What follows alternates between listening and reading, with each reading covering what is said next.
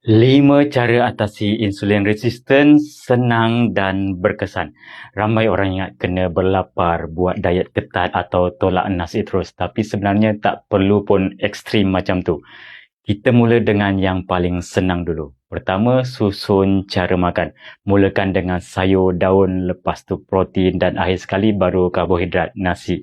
Ini bantu kurangkan lonjakan gula dalam darah lepas makan nasi.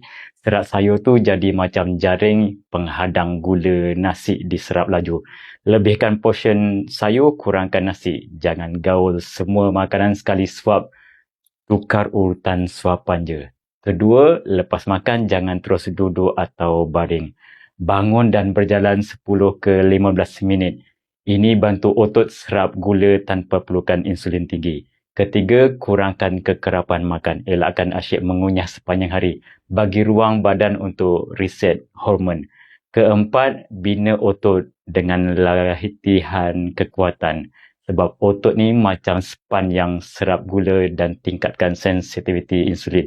Dan kelima, jaga tidur. Kalau tidur tak cukup, insulin resistant boleh jadi lebih teruk walaupun makan dah jaga.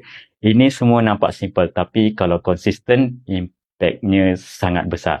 Lepas ni kita sambung bincang. Bila dah buat semua ni, macam mana nak tahu insulin dah okey? Berapa lama agaknya tempoh kena buat baru nampak kesannya? Jom follow, like, komen dan share dulu video ini.